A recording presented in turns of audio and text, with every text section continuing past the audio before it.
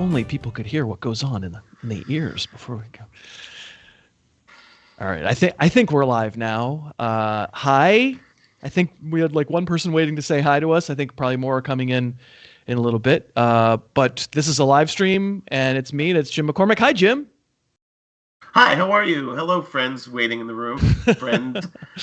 But no, I'm doing. Yeah, it's football time. Even for people who are watching this in arrears, which I think the vast majority of people will be seeing it afterwards, this is basically meant to be a Q&A for fantasy football for running backs this year. It's brought to you by DraftKings. We'll talk about them in a little bit. We thank them for sponsoring. But in the meantime, Jim, I preloaded with a few questions to get us going while we started to get some folks coming into the room. And regardless, for all the folks watching after we have posted this as a video, our idea here is to turn it into kind of a referendum on the position. Running back is, as always, fairly controversial. Jim, we've been doing this an awfully long time, and we get a lot of, I don't want to say always young, but often young people coming in telling us that we're doing it wrong, and we need to be thinking about running back differently because don't you know, and then they have a fun buzzword of some thing that rhymes with hero or zero or Nero or something. And then we're expected to draft running backs differently. Do you find yourself in drafts so far in 2024 drafting running backs severely differently than in the past? No, I'm not. But it is interesting because those events or those strategies do end up shaping kind of like maybe how you would want to react. For example, like we can talk about this as it goes, but like the dead zone has shifted back, meaning that I think you can actually wait longer for these RB2s that we used to pay for more, meaning the disdain that some people have shown or that has been shown for the mid-level art for the RB2, it actually has pushed them back. It's fun. It's like devalued to the point where I think it's too much. So, yeah. Yeah, and the whole notion of zero RB and hero RB, and I just want to draft. Am I allowed to just draft players? Yeah, Rich Rebar, he was funny. He took two running backs in a row, and like the room fell apart. He was like, "Guys, they were the best players." Right. He took Breece and Bijan back to back. I mean, that's insane. It was a super flex, so it made sense. Okay, but he right. took them in. Okay. But still, he just was. It was funny that this room guffawed, and he was like, "Guys, I took like my number 4 and 5 players, or whatever, his 3 and 5 players." So this is why we like Rich. Yeah, I think my overarching, before we start getting into questions, my overarching idea and philosophy here is going to be: can we not have philosophical position philosophies? Are we allowed to just look at the actual players themselves and decide whether we think they're good, especially in the early rounds? Like I don't want to think about position in the first round. I want to think about which player do I want to have, the best player that's right there, the guy I ranked the highest. Can I just pick that guy? And then in the second round, not worry that I picked his position again and do it again. Like, I think that's all just fine. And it sounds crazy. And like Zoomers are watching this as if we have Zoomer viewers. Zoomers are watching this and going, yeah, but I watch TikTok, and the guy on TikTok says I'm crazy if I don't go receiver. And I guess I just sound really old. Yeah, I mean it's hip. and receivers, and also we see it too though. You see it in the drafts though too. I think also maybe like for people who are watching football right now or coming up, they're seeing it reflected in how the NFL is treating the position too, and maybe they're overthinking it. But it still doesn't matter for how fantasy's played. It's still like the bedrock of fantasy, I think, to win. I mean, it's just funny, like you're chasing Kyron Williams again, but like or you need those guys. They win your season. The legendary seasons, they drive the narrative of like how your season went with your friends, who had him or who had, right. You know, and this year it's going to be who is going to be, Bijan or Breece, or in any case, yeah. It doesn't mean we're saying only running backs. I have lots of wide receivers mixed into the first Sure. round. Of course. But yeah, they shouldn't be ignored. All right. So the first question that I wanted to get to, I don't know that I think celebrity producer Dave Pyper will have, when he decides which questions, Dave, I'm just telling you right now, I sent you a list of questions. I don't really have them in front of me, so I'm going to need you to pick from them and put them into the into our particular chat, and that's how I'll know. And then if you're watching live, then we would love for you to fire off some questions into the chat, and Dave will pick them up and feed them to us as well. The very first question, the title of this video, Graham Pick said, offered up this question in the Film Don't Lie Facebook group: Bijan Robinson or Breece Hall at RB2? I'm a Bijan guy.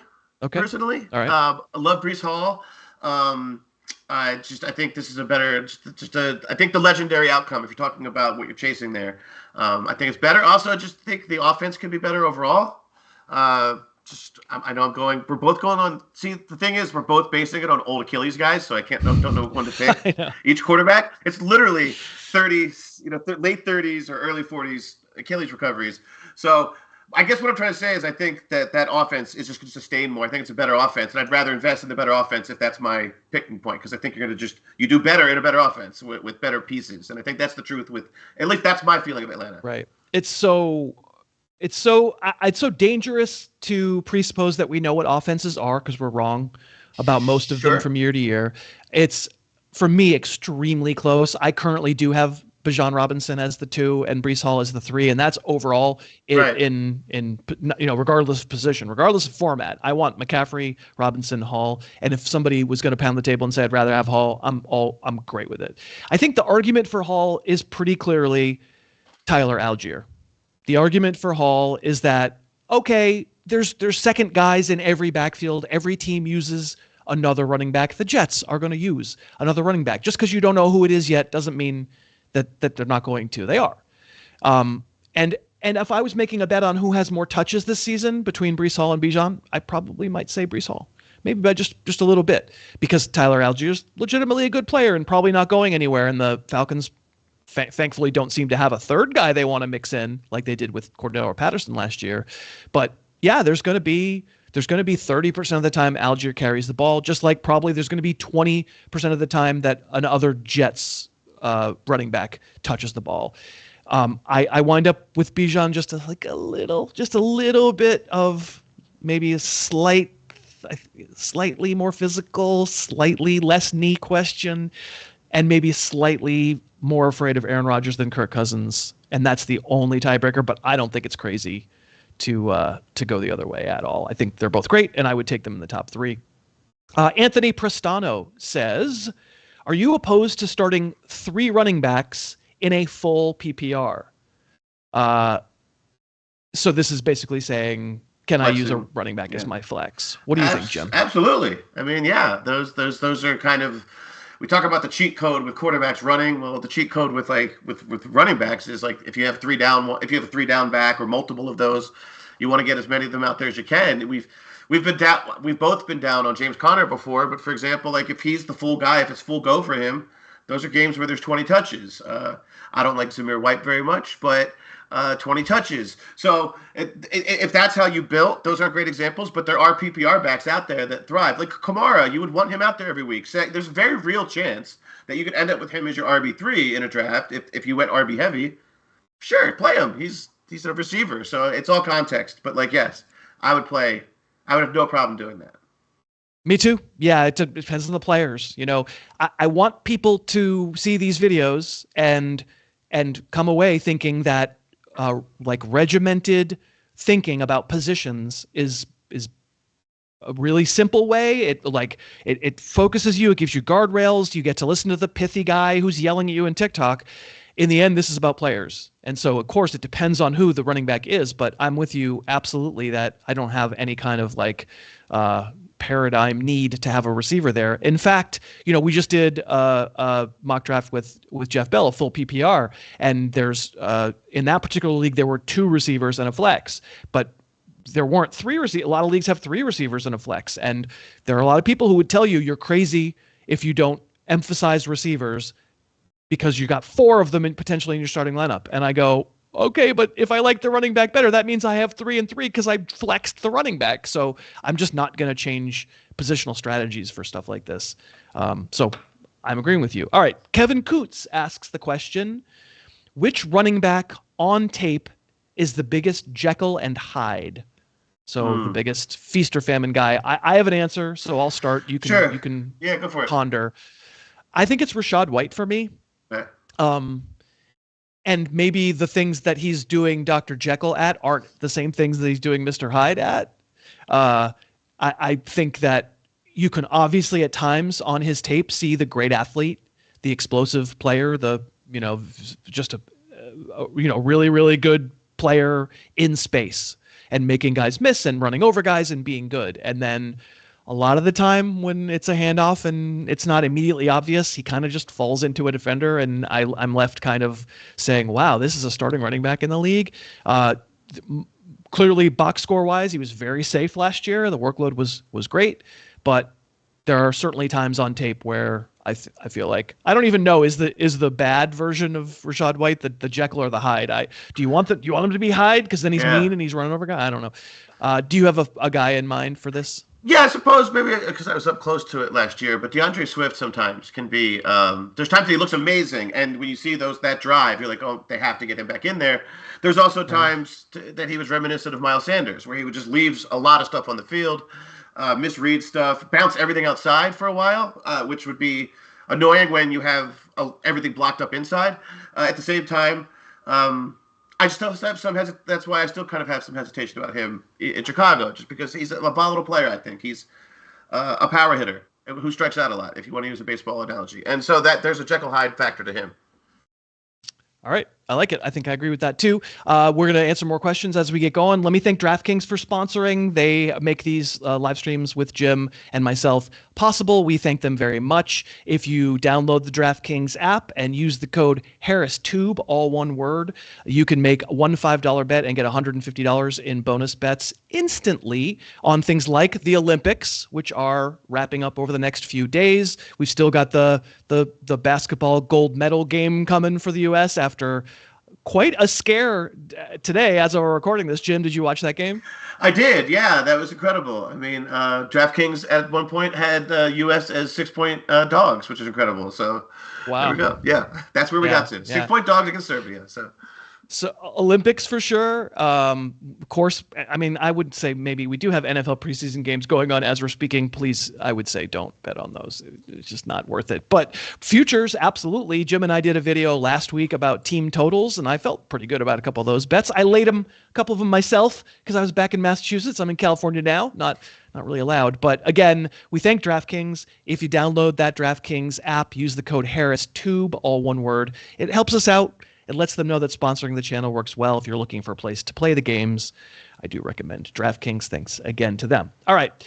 Diego says, are there any running backs that you feel are mismatched with the type of running system that we expect the team to run? That's kind of a detailed question that might be hard to just kind of pick out of your butt, but anything come to mind? No, I mean, I suppose I'm interested in what you would think, or because you know more stuff about football in terms of these scheme things. It's a difficult one, but no, I mean, I suppose I don't know. Again, I still have questions about DeAndre Swift. There's another player I still consider. Miles Sanders is bad at football. No, I don't know about a player who's in the wrong system. No. Yeah, no. It's tough. It's tough to like mentally just have to riffle through 32 teams, and it's not really a question we can answer on the fly. I would say, the teams that you can think of as being in the McVay tree, that running game.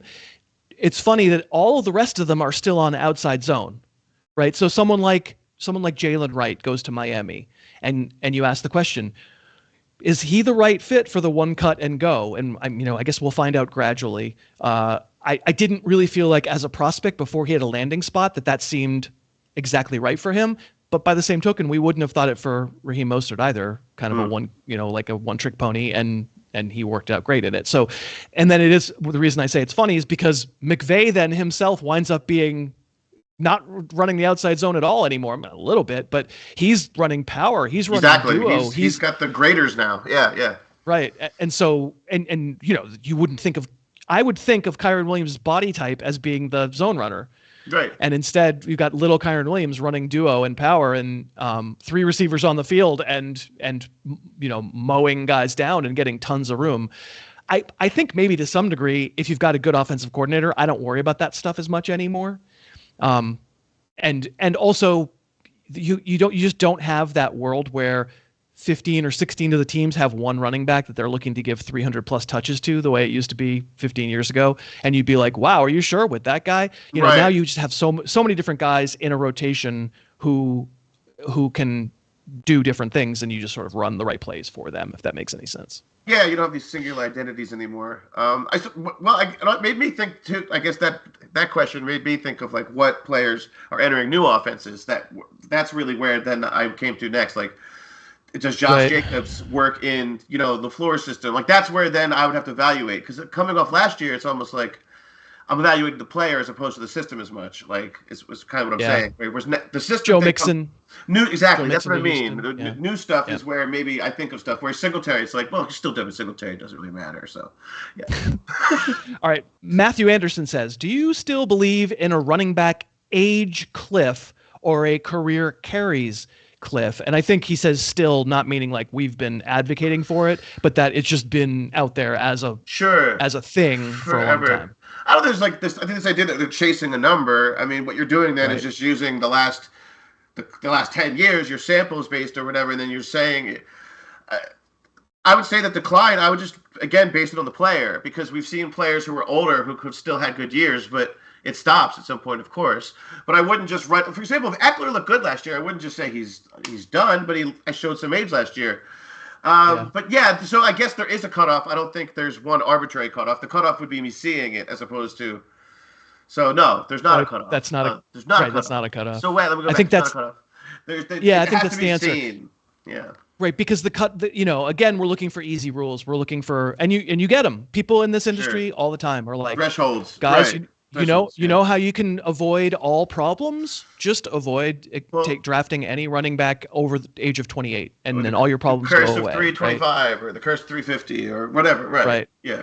And so, my answer to that is if a rule seems real simple and like you can just win because you follow this one rule, it's probably not a very good rule, and it probably never was, to be honest. But yeah, I don't feel like it's mandatory. But of course. Is it a sliding scale? Do you need to be more worried? Should we be thinking about Derrick Henry this year with age 30 and the most carries since he's been in the NFL, along with Zeke? I think those are the two. Yeah, it should be factored in, no question about it. I just wouldn't draw a specific line and say, okay, I'm out. But like Mostert, for example, if you were just out on a certain age, you'd miss that season, but he didn't have additional touches. So what are we talking? Like, there's different paths to this, right? So right, agreed. Ox Brain Incident says Raheem Mostert, the aforementioned, finished as the RB2 last year. Now he goes in the 7th round and Devon Achane goes in the 2nd. Does that seem crazy to you? I mean, the same exact thing just happened with like Jamal Williams and Jahmyr Gibbs basically last year, meaning like a new guy came. Dave Montgomery, but I'm saying in terms of ADP that like somebody was the number 2 running back in that offense. Not the best example. What I'm saying is no.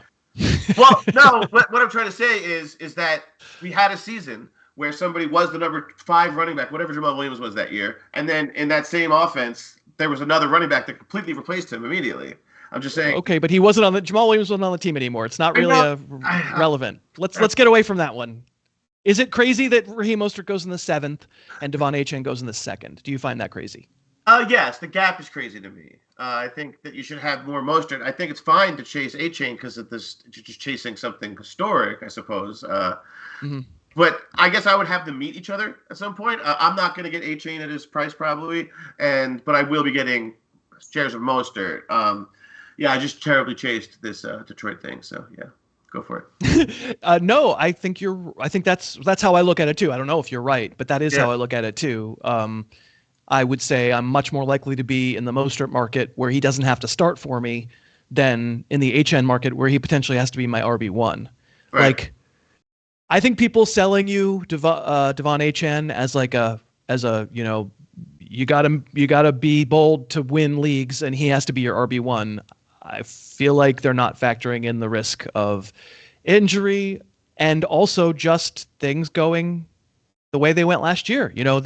Mostert was awfully good last year. I definitely am drafting HN before I'm drafting Mostert, of course.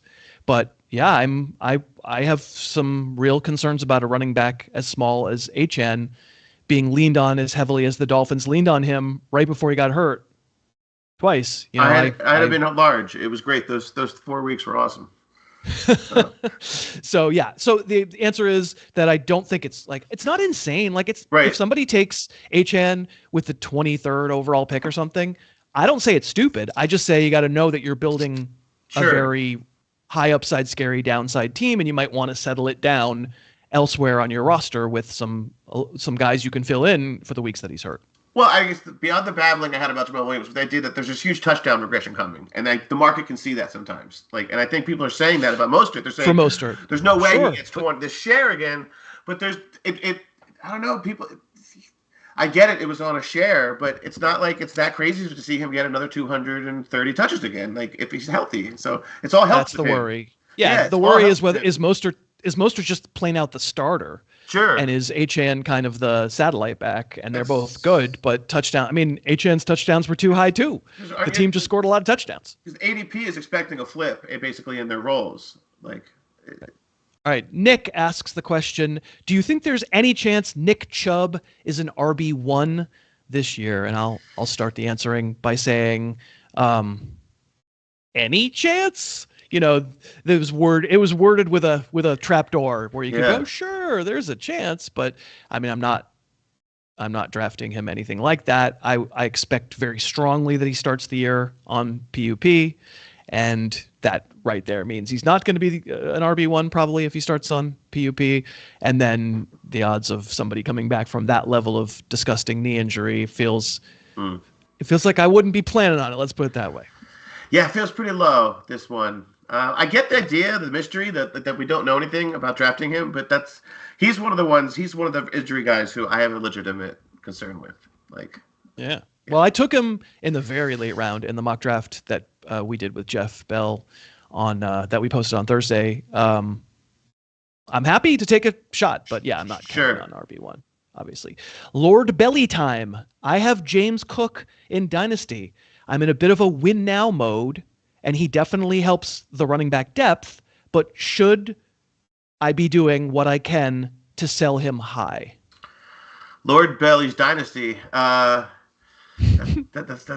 cool. I wouldn't be trying to sell him. I don't think they did a ton to replace him. I think he had a good year. I don't know. I mean, that last year felt pretty optimal for that player in terms of how he was used, how he played, but it doesn't seem so unrepeatable. And I don't think the offense is nearly as barren as people make it to seem, but it does seem it's going to concentrate a lot to him to continue. Ray Davis doesn't scare me so much. I wouldn't be running to move him. I'm not exactly sure what the question is in terms of I don't think it's a sell high moment. I suppose is what I'm trying to read into that. I don't think it is. But yeah, it's Dynasty, and so if the thought is that I think James Cook is a little bit of a creature of circumstance and maybe not a great player, and therefore I'm worried that in 2 years he has no value at all. Whereas now he's viewed as an RB1. I could conceivably get a lot for him. I understand that, but if the a lot is all future stuff, it's not really how I play Dynasty. I just don't think of 2027. And, we don't know anything about the NFL that's about to start in a month, let alone in 3 years. So I think I'm probably just hanging tough. I think I would just say, James Cook is kind of the definition of an RB2 with some pop weeks and probably some annoying weeks, and he won't get much goal line work. But I don't view it as I must get out from under this now kind of thing. Then again, it's hard to be absolute. I would need to know what you're being offered. If it's a really great offer and it's going to help you maybe this year also, then I might consider it. Because I don't think I wouldn't. I don't view it as a sure thing that James Cook is some undeniable force of nature, and in 2027 he's going to be RB11. I don't view that. Pete M says Austin Ekeler goes from being a top 5 pick to barely being a top 100 pick. Is he just terrible at football now, Jim? Yeah, I mean, he's not the top 100. That's a rule. ADP, it's just that's your quality of character. It's everything. I mean, people walk around. No, it means nothing really. Like in terms of like, it doesn't mean he's a bad player. It means what we talked about it on the film Zeros. I just feel there's decline. I think it's really, really tough. It's a narrow path. I think a narrower path than he had before. You've talked about it before. He wasn't always really suited to be this like bruising back. He's a smaller guy. Brian Robinson looked better last year for me. I just think there's a narrow path between a running quarterback, a rookie quarterback, all these things that I don't love for this player type. So I just think it stacks against him. It'd be hard. We talked about like, can you envision certain seasons for players? It's hard to envision a great RB. It's hard for me trusting him every week. I think it's hard for me to envision trusting the second back or maybe a split back in that offense. It's hard for me to envision. Yeah, I mean, I can't tell you what you should envision. I can I can envision it maybe a little bit more than you can, in that we're only going to know when it happens. So like, I don't think you're wrong about where to draft him. But like, we're only going to know when we see it, whether so much of last year is going to be about, Ekeler had an amazing week 1. He hurt his ankle real bad, missed time, came back, supposedly was never himself. Now, I look at the film on Ekeler and I still see plays where he made really good moves. So I'm not sure, before I know what happens this season, I'm not sure I buy that everything was injury related. Like, he'll be fine. He'll be back exactly to himself again. I don't know. I don't really think I buy that based on my observations, but my observations are wrong all the time. So it's possible that it was it was a higher percentage to do with his injury than anything else. And he'll get in any offense, and any offensive coordinator would love to throw him 7 screens a game and get him in space and let him go bananas. That's me saying that I maybe can picture the path slightly better than you can, but I kind of agree with you as far as the likelihood and, doing it sight unseen. I mean, he's the kind of player I'll take at the right price because he doesn't cost anything. Because like, what do I care if I'm spending the 8th round pick on him? It's fine. Right. I don't need to hit it. And I think he probably does have. Well, I think he has more upside than you do in Washington. He also Cliff Kingsbury would probably be impressed that he has a podcast. So, all right, Jeremy Maguire, a keeper question. Would you prefer to keep? Ooh, this is great for you, Jim, because you just have scooped a little bit of crap on DeAndre Swift. Would you rather keep DeAndre Swift in the 8th round or Jaylen Warren in the 10th round? That is tough. Because Swift has, I think, just a clearer path in his own offense. But does he really? There's other backs there. No, I'm going Warren. I'm going Warren just because it's later, and I think those players are close. So they're both their share. I don't think Herbert and Roschon Johnson just disappear. So yeah, everything's a share. Yeah, I mean, that's just the bottom line. If everybody could get in their mind that everything's a share, and we're never going back to LaDainian Tomlinson. Then it's not descriptive. You're right. Yeah. Everything's a share. I have Swift like in the 60s overall, and I have Jaylen Warren like the 80s. Okay. And that means they both probably come at a value, and maybe the tiebreaker is that Warren, comes a little later, and if you just kind of want to, if the feeling is Warren's a pretty good player, and if I could get things breaking right for me, I think he'd be great. Whereas I don't think Swift will be great if everything broke perfect for him. I just think he sort of has been what he's going to be, and he's a fine producer, but he's not great. And if you kind of just want to rid that from your team, then I'd say Warren gives you permission to rid that from your team. Boulderman says, or Boulderman, I know you don't like Zamir White on tape, but RB36, how can you rank him that low in that offense? I mean, RB36 is my rank, but if you have do you feel RB36 is too low for Zamir White? No, I'm right around there, I bet.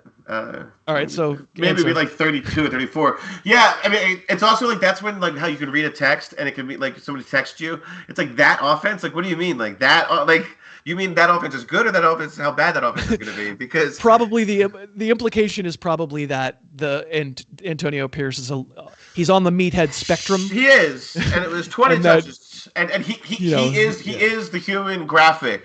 He is the human Chiron of they're 11-1 when the running back gets 26 touches. Exactly. So he's the human version of that. But we've heard that before. This has been the excuse a lot. The fact that Madison is next to him is fitting.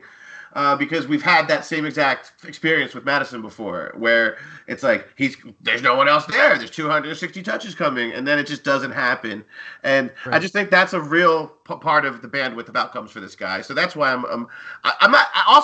I don't think RB2 is that bad. So I don't think 36 is this huge indictment. If you look at the guys around him, I think it would make more sense. I don't know if you're. I think it's the workload that scares people. That thinks people. That's the workload. It makes them think you're too low. The talent, right. Yeah. It's the projected workload. People still kind of have their minds wrapped around, well, give me your projections for him. Tell me your projection, and then I can tell you what I rank him. And that's not what I do. I don't think that's what you do. And I think probably by ranking him 36, what we're saying is I probably don't think he lasts the full year. Right. That eventually the Raiders get enough of a look at him and go, yeah, we'll try other guys. And that's, probably you're right. It's hard for a guy who touches it 300 times in a 17-game season to finish RB 36. It would be hard. Yeah. Like Rashad White posted a RB1 season based on mostly volume. Like if you look at his per game fantasy value, he was like RB 13, 16. I can't remember. But if you look at it just overall, because he didn't miss any games and he kept getting that volume, he was RB6 or whatever it was. So like, yeah, I just kind of think that Zamir White's not good enough to keep the job. And you brought up the perfect example. Alexander Mattison got the exact same comments last year. Yeah, I mean, Godspeed with Zamir White. I mean, it's probably not gonna. It's more than likely not gonna be in my flex, where I would probably flex a running back, but not Zamir White.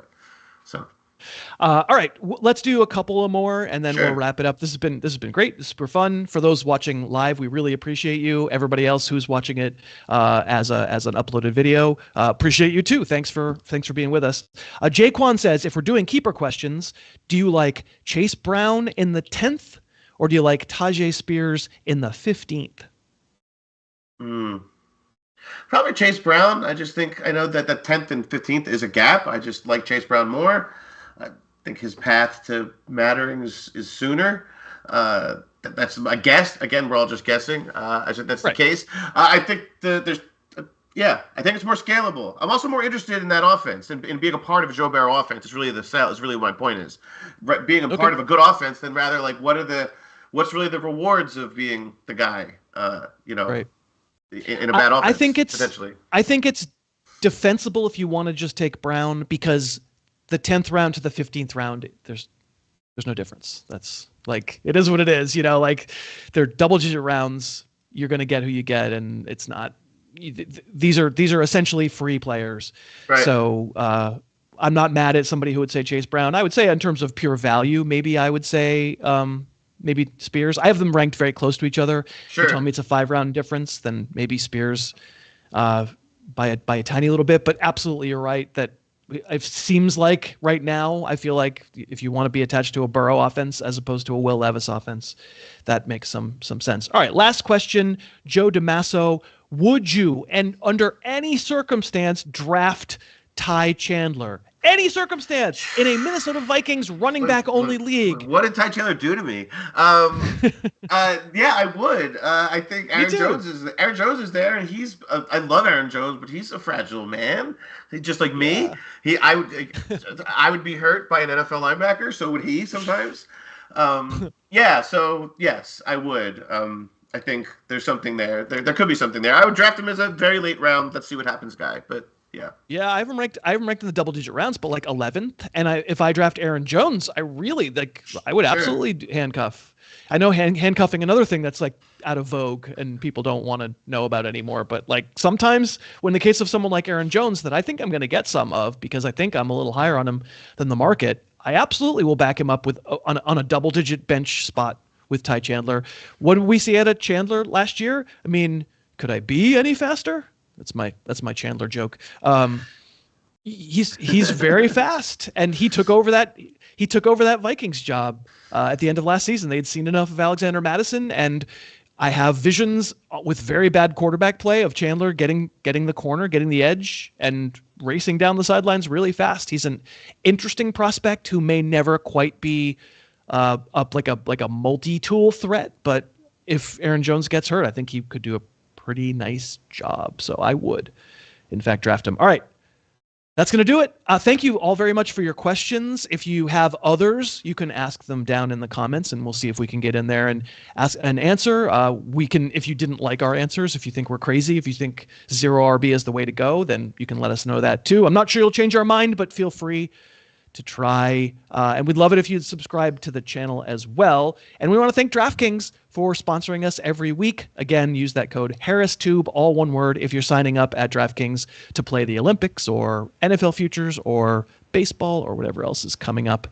We really do appreciate DraftKings for sponsoring. For celebrity producer David Pyper, for Jim McCormick, my name is Chris. Really appreciate you watching. Thanks so much for watching. Please, please, please smash that like button, write a comment, tell us who else you'd like to see us review film on, and of course, best of all, please subscribe to our channel and then click that little bell above the subscribe button and you'll be notified whenever we post a new video.